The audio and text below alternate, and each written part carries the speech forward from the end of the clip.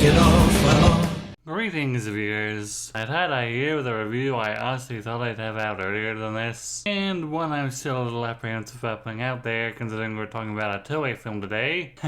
And if you know anything about that Japanese animation company, you know they don't seem to understand or care about fair use over here in the West. The film in question is an adaptation of a ballet that made Tchaikovsky a household name, Swan Lake. If you're an uncultured heathen, it's basically a fairy tale set to music about a princess named Odette, cursed by a sorcerer named Baron von Rothbart, who changed into a swan every day in retaliation for refusing to marry him, and rescued by a handsome young prince named Siegfried. I remember seeing this 1981 film as a kid, most likely on Nickelodeon when they didn't have a whole lot of their own original programming yet. I've also seen only one other video talking about this film, a riff that was taken down a day later. So we're just trying to have fun exposing audiences to your work. So, I beseech thee, Stay out of our way. I decided to do this because a friend of mine showed me an advertisement for the new Swan Princess movie. Not gonna lie, I went to see the first film that was by Columbia TriStar Films, and it's one of those movies that feels like what carried it most was the voice cast. I don't know how you can go wrong with John Cleese and Sandy Duncan, to be honest. I'll also admit I unironically enjoyed the sequels when they came out. Yeah, I can look back on them now and say that they weren't really that good, but they really weren't terrible or offensive either. Honestly, the worst thing about both movies is they both kind of have the same plot, about the main villain being an ex-partner of Rothbart. Then the CGI films happened.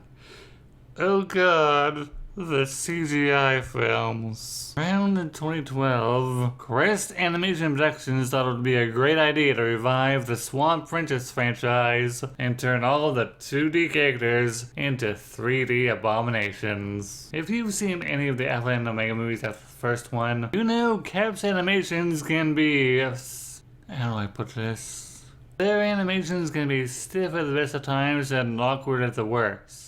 Squash and stretch cartoon physics do not work with the character models in their library, despite how much they obviously think they do. The writing also decided to throw in more and more anachronisms because if Atlanta Trick did it, so can we. Except those movies were written better and the jokes were actually clever, whereas these just feel the need to scream a pop culture reference in your face. Anyway, let's talk about the Swan Girl movie I was actually able to sift through 5 times in order to make this review. The first thing you'll notice is that this movie is using Tchaikovsky's music, which already gives it 1 over on the TriStar film, which seems to pretty much ignore everything other than the premise. The music also barely hides this sort of staticky hissing in the background. I have zero clue if it was always like that or this is just a result of the transfer from VHS. I looked around at other videos that were chopped up sections of the movie, and apparently the static is part of the film, at least from videos I could find. A flock of swans greet someone they treat as their ruler. A swan with a golden crown, that said. And the swans are watched by a couple of squirrels named Hans and Margarita. And here you are. What is it? Now, Princess Margarita, close your eyes. Close my eyes. I can hardly wait. Here, voiced by Robert Axelrod and Laura Cody. Not sure this was the actors doing their best squirrel voices they could pull off. This is the result of someone in editing, but I cannot stand their voices. Margarita's is fine at times, but Hans has this sped up lispy whine that grates on my ears. I so want to say they aren't in the film all that much, but that'd be a lie, since they're about as much as main characters as the prince and princess. Oh joy. Speaking of, Siegfried is riding through the forest and oh boy, do I have things to say about his voice too.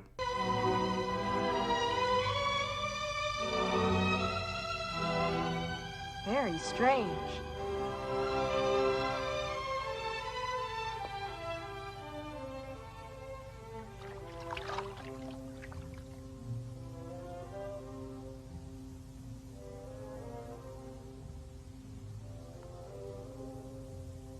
feel as if I were being stared at by a beautiful lady. Later on in the film, we'll find out that Siegfried is becoming a man soon and assuming role as king due to his father not being around, so I can assume he's around, let's say 17. But even if that weren't the case, I was totally not expecting that kind of voice to come out of that kind of character. Siegfried was voiced by Christopher Atkins. Atkins played the title role of Toei's adaptation of Aladdin is a Wonderful Lamp, and that character seems to fit the design, although to be fair, it's probably because Atkins was a year older by then. Siegfried is enchanted by the crowned swan, so one of his main servants pulls out a bow and tries to shoot it. Like you do. This, however, doesn't sit well with a strange-looking owl, which turns the manservant into stone. This, of course, causes the surviving manservant to believe that the forest is enchanted, and he and Siegfried beat a hasty retreat. Unable to get over his bird waifu, and unwilling to accept that she could possibly be a sorceress, however, Siegfried chooses to return to the forest and follow the swan as it departs come sunset. This leads him to a secluded castle that's here where we finally meet Odette. Prince Siegfried. Why is it you know my name? And you, just who are you? And why were you like a swan just now?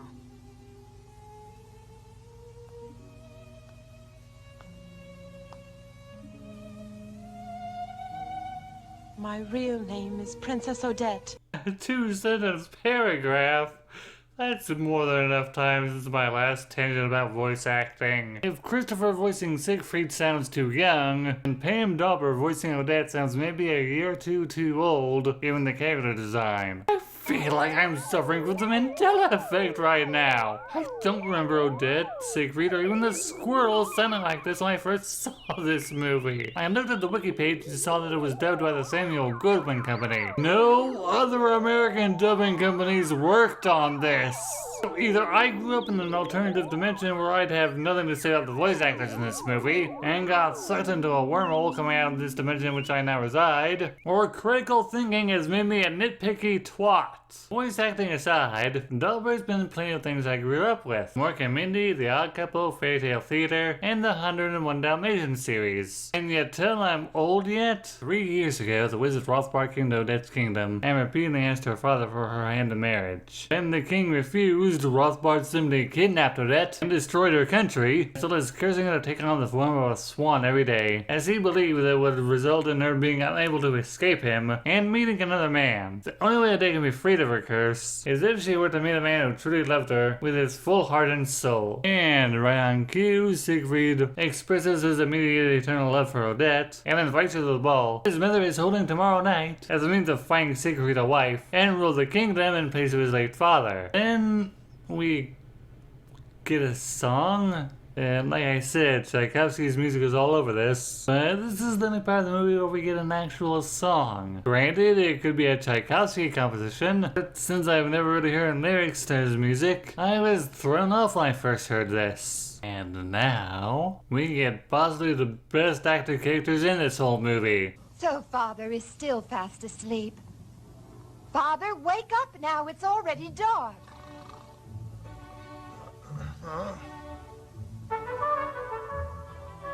You look so terribly tired. Is something wrong with you?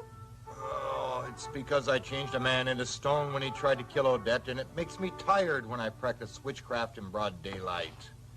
Well, I'll get up now. Father, you certainly are crazy about Odette.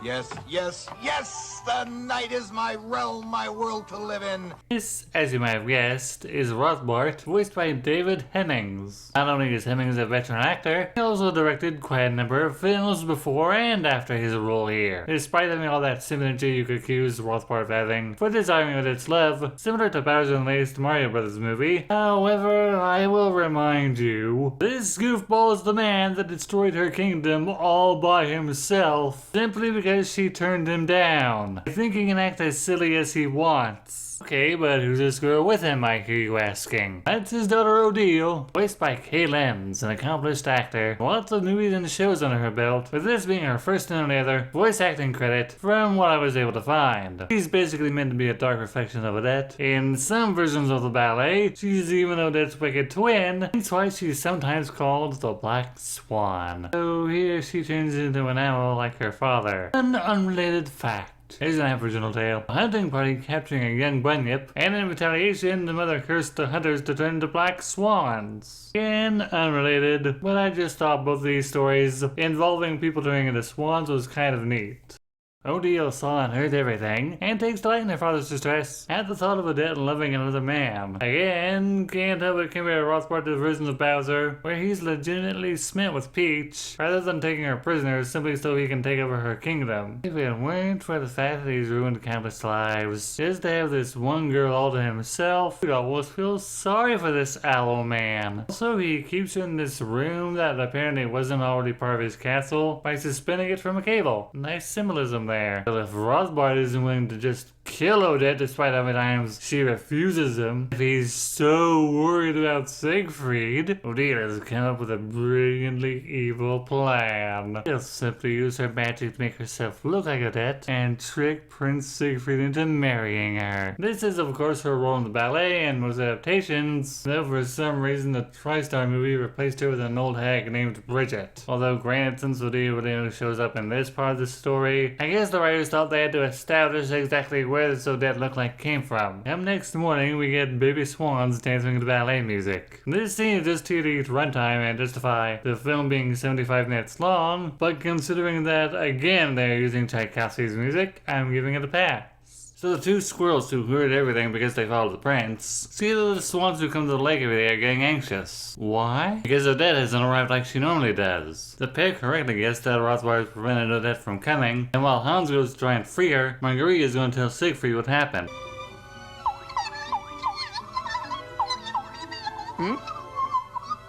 A squirrel?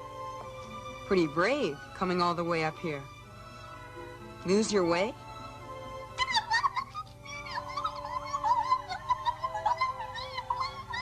A cute squirrel. Yeah, that goes about as well as you'd expect. The ball is underway by the time the squirrels actually manage to free Odette, while Sparta and Odile have arrived at the palace. Odile manages to convince Siegfried that he misheard her name, and when Odette shows up, Rothbard not only captures her, but shows her Siegfried dancing with his daughter in her place, crushing any hopes of freedom she may have had. Beginning he's won, Rothbard reveals the ruse to Siegfried. That was a little premature, don't you think? Couldn't you have at least waited until after he married your daughter? And the pair of owls fly off with a distraught Odette, with Siegfried still in pursuit. Arriving at the castle, Siegfried and Rothbard get into a duel. However, Rothbard isn't going into it looking to kill Siegfried, simply drive him away, since Odile still intends to marry him until he insults her. And then she just says, I heard that I can kill him off. The combination of Rothbard's magic and swordplay is too much for Siegfried. However, he promises Odette that if the princess surrenders her heart and soul to him, that he'll let Siegfried live.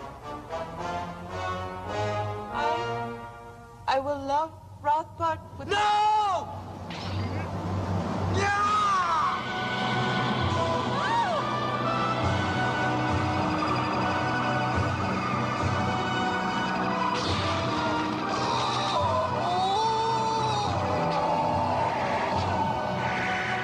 I have watched this film several times and I'm still not sure what happened. My best guess is that because Siegfried genuinely wished to free Odette, the power of his true love for her somehow destroyed Rothbard and Odile? Even though Siegfried didn't know that would happen, he was fully willing to die if it meant Odette wouldn't have to marry the big ugly wizard man. Oh well, happy ending. With Rothbard gone, all of his magic is destroyed, meaning Odette is freed of her curse, and Siegfried's manservant is restored.